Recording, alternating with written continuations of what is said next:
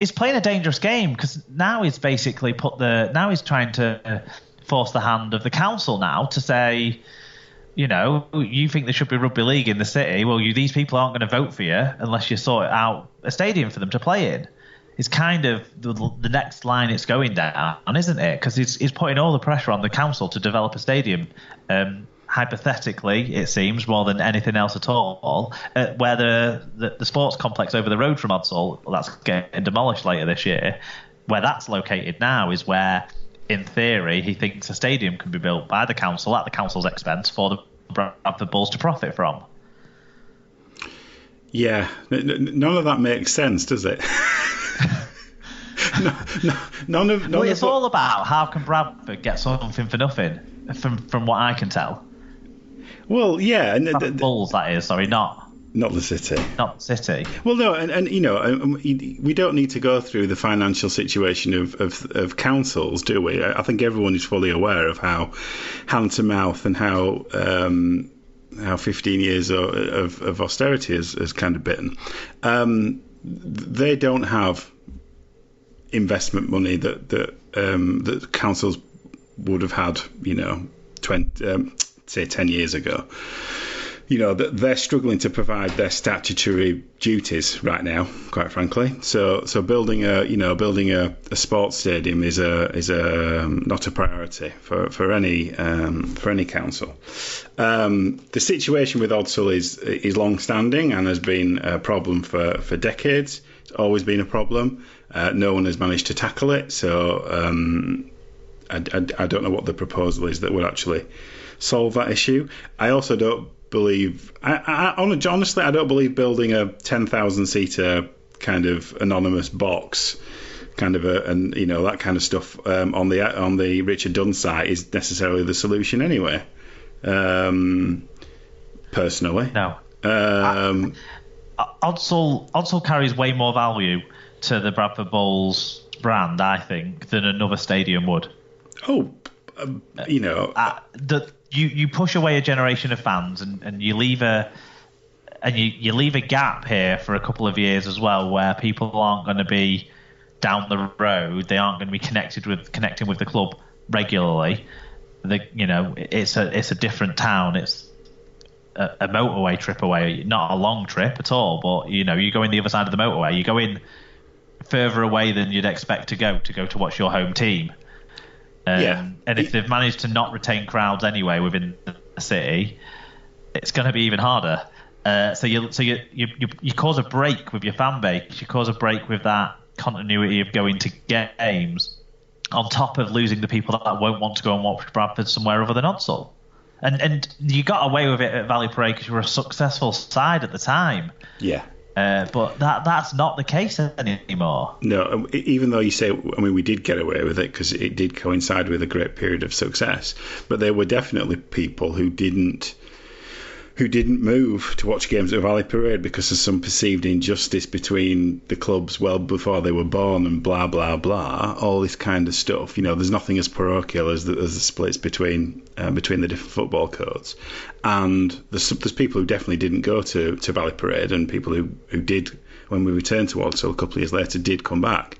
Even in the short term before it all went spectacularly wrong again. So it is an inherent risk when you're moving down the road, and we're not in a position to actually risk anybody who turns up, because, again, the business case based on the squad that we've been running has to be based on thousands of people turning up to watch that team. And at the moment, I don't think we're getting the crowds in to justify the squad that we've had. So that in itself, to me, doesn't pay. You know, we've been playing like a mid-table championship team, but some of the players ultimately, week in, week out, haven't been performing at the right kind of level. So there's an argument that the squad needs a rational cut come the end of the year, quite frankly. So, but back to the RFL holding all the cards then. The RFL is basically kind of saying you can't improve your side, so you can't increase the demand by having a better product unless you come back. But they're not saying that, are they? I think they're trying to actually get to grips with the fact that Bradford has been a shit show for so many years that someone needs to tell them they actually need controlling into budgeting properly, arguably, maybe is what the RFL might be doing here, and maybe taking a little bit more control of a situation than they would normally have done in the past, because this has happened repeatedly and it's now costing the game as well as the Bradford Bulls club. Yeah, I mean, the special measures is there to, as you say, it's to restrict the damage, isn't it? It's to reduce the liabilities of a team. So how do you see this resolving itself? Because we're both kind of talked about it a lot. We don't know a lot. We're speculating a bit. We're pointing fingers all over the show. What's your final sort of thought on this situation? What do I hope will happen? I think we need to have take a reality check as a team and as a management structure, to realise that actually it's no bad thing to be a solid championship team, and perhaps cut our cloth accordingly in terms of the squad that we put together. I think we'll play at Dewsbury next year. I do think that will happen. I've got a feeling for 2021 we might be back at Old Soul on paper better terms, but probably not vastly different. It's something that can save Chalmers' face, because I think that's what it is at this point. It's about not losing too much face. But I think ultimately, I don't see that the balance between the kind of the leasehold and the freehold and all that kind of stuff changing in the short term, because I don't think anyone is in a financial position to solve it. Fair enough. So we apologise to everyone for little bits of technical ins and outs there whilst we're doing that, and it might sound a bit jumpy when you listen back to that, but it was good to get Alan's view, because we certainly have been airing our views over the last few weeks, and it's better. We think on SLP it's better to get the fans that are affected's view first and foremost, and Alan is one of those with the Bradford Bulls. Let's now move on to what other news stories we've got. Let's talk about some happiest things first of all. Yep. So former New Zealand and Samoa international centre Christian Inu has signed a contract extension with the Salford Red Devils until the end of the 2020 season. The 32-year-old joined the Red Devils on a short-term basis after witnesses' administration led to his contract being cancelled. He scored 9 tries and kicked 77 goals in 20 Super League and Challenge Cup games for Salford. Yeah, I didn't realise he played that much of the season there. It didn't feel like that much of the season there, did it? But obviously he's become integral there. Yep. Catalan Dragons hooker Alrix Acosta has signed a new 2-year deal with the Super League club. The 21-year-old French international joined the Perpignan-based team's academy in 2015. He scored 2 tries in 56 league appearances. Yeah, and 3 million tackles. I think he's done all right when he's been in the team, hasn't he? It doesn't seem to let anyone down, but I don't think he either seems to actually make out happen. But he's a backup for McLaren then, isn't he? Really? Yeah. I'd imagine they get him on a good club-friendly deal as well. Yes. in that position as well. So yeah. Do you know what? He's the oldest-looking 21-year-old on the scene of rugby league at the moment, isn't he? Bloody hell! I would peg him 4 or 5 years older than me, let alone.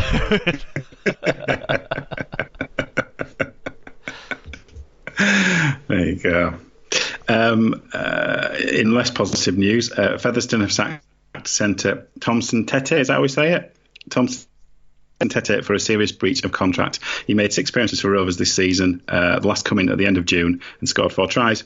In a statement released on the club's website, they said they've been making no further comment about the incident which led to his dismissal, which is probably for legal reasons.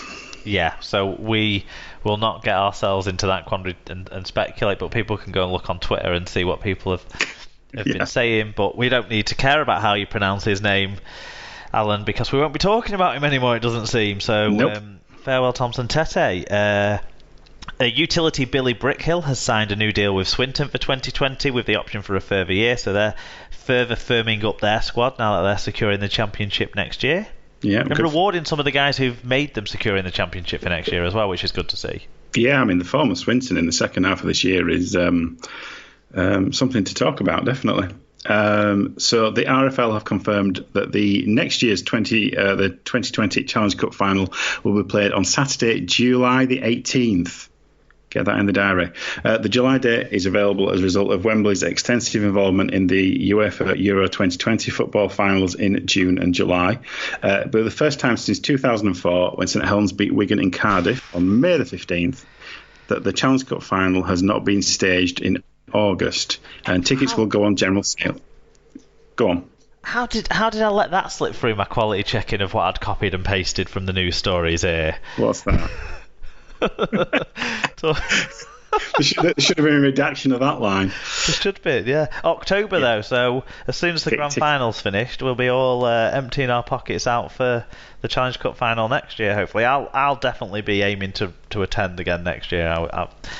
I missed it yesterday, or whenever it was, Saturday. Yeah. Good scheduling, do you think, July? One thing I'm worried about is I read that it looks like the semi-finals are going to be at the start of June, so we're not going to close up those gaps. No. But it means that you got time to sell tickets, in theory. True. It gives you time to make travel arrangements, doesn't it? I think it's at the start of the summer holidays, so some people will be away, but people are always away. The date's confirmed. That's a big thing. That really helps. Yeah. Everyone knows when it is. So as soon as your train tickets go on sale, you can get them or book your hotel rooms or. And we would hope as well those kind of things that there won't be as much travel disruption with rail works, because you tend to find that they shut lines at the bank holiday weekend, but they probably wouldn't be doing that the same at the start of the school holidays time. So hopefully there won't be as much engineering works and that sort of thing going on, which will be good for people wanting to travel down by train. But yeah, like you say, we know the date now. People can plan, which is what we should all always do around these big games. If we want to support our sport, plan around our big events. Yeah, absolutely, definitely, without question. Okay, Scotland will play Serbia in the final round of the 2021 World Cup qualifying after Russia withdrew. Serbia will travel to Glasgow on October the 26th before hosting Greece in Belgrade on November the 9th, with the top two nations going through to the World Cup draw on November the 27th. Russia had previously beaten Serbia 36-18 in Moscow to secure their place in the European playoffs, but they've basically unable to fulfill these fixtures, they don't feel. So Serbia get a second chance.